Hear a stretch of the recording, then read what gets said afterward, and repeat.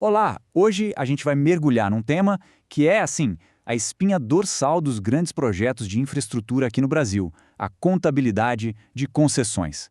Entender como esses contratos bilionários são registrados é simplesmente fundamental para a gente poder analisar a saúde financeira das empresas desse setor. Para começar, vamos pensar num quebra-cabeça. Imagina só, uma empresa que opera centenas de quilômetros de estradas, com pontes, túneis. A primeira coisa que vem na nossa cabeça é que tudo isso é ativo imobilizado, certo? Parece óbvio. Mas a contabilidade para concessões mostra uma realidade, nossa, completamente diferente. E para a gente entender essa contabilidade, primeiro a gente precisa entender o contrato, que é onde tudo começa. A base não está no tijolo e no asfalto, sabe? Está no papel, na fundação legal que define todos os direitos e obrigações.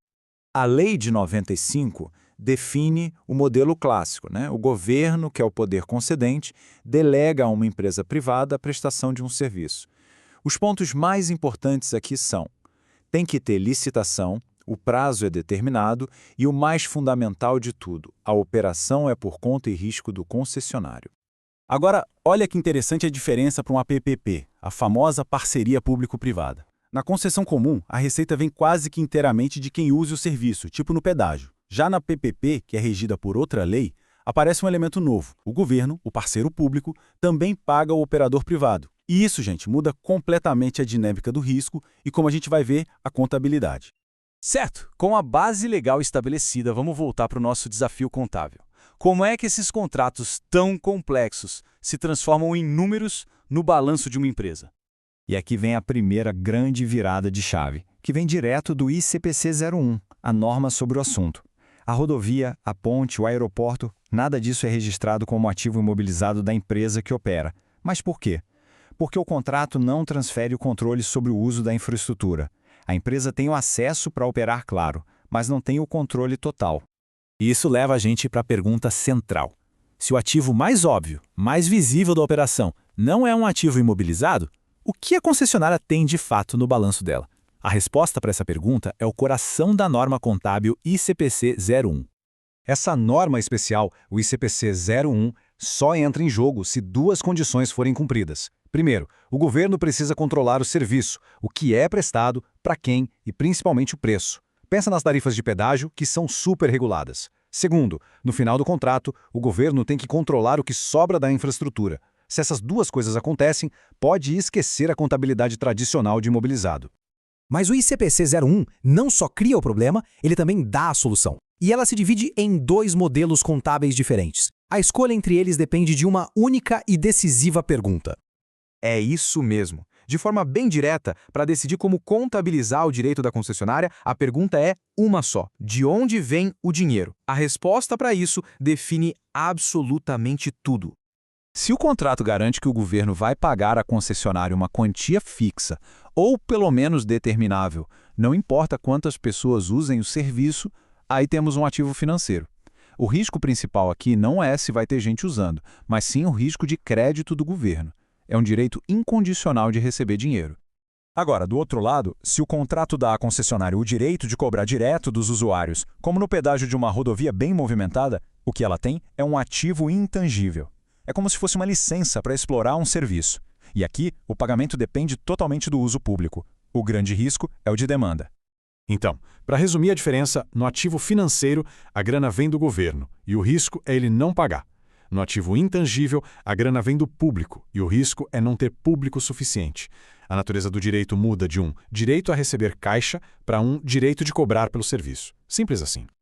Na vida real, a maioria dos contratos mais modernos, principalmente as PPPs patrocinadas, não é 100% uma coisa ou outra. Eles são híbridos. A empresa recebe uma parte do governo e outra parte dos usuários. Nesses casos, a contabilidade precisa ser bifurcada. Ou seja, o contrato é dividido e cada pedacinho é registrado separado, um com o ativo financeiro e o outro com o ativo intangível. Ok, vamos trazer essa teoria para um cenário bem prático, bem comum nos contratos de concessão, o tal do pagamento da outorga.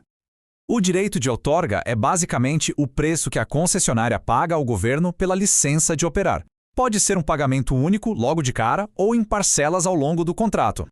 E a forma de contabilizar esse custo sempre gera debate. Uma visão encara o contrato como algo que se cumpre aos poucos. Nesse caso, a despesa da outorga vai sendo reconhecida conforme os pagamentos acontecem.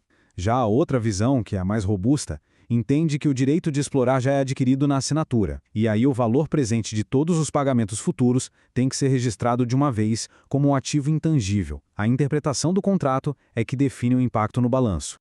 Então, depois de tudo isso, qual é a ideia central que a gente precisa levar para casa?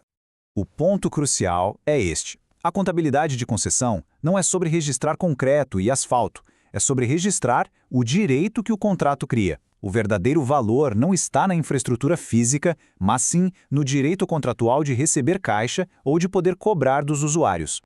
É uma mudança de paradigma de verdade. A gente sai da lógica de ativo imobilizado e depreciação para um mundo de direitos contratuais e amortização. E essa mudança não é só teórica, não. Ela afeta diretamente como a receita é reconhecida, como o lucro é medido e, no fim das contas, como os resultados da empresa são mostrados para o mercado. O próprio OCPC 05 dá o alerta sobre o impacto real disso. A forma de contabilizar pode não mudar o dinheiro que entra e sai da operação no dia a dia, mas pode alterar o lucro líquido que é reportado, e um lucro líquido diferente pode impactar diretamente a capacidade da empresa de distribuir dividendos. E isso nos deixa com uma reflexão final, né? A escolha de um modelo contábil, que pode parecer só um detalhe técnico, tem consequências diretas na avaliação de uma companhia e no retorno que ela pode dar para os seus investidores. É a prova de que, no mundo das concessões, entender a contabilidade é, na verdade, entender o próprio negócio. Valeu por acompanhar.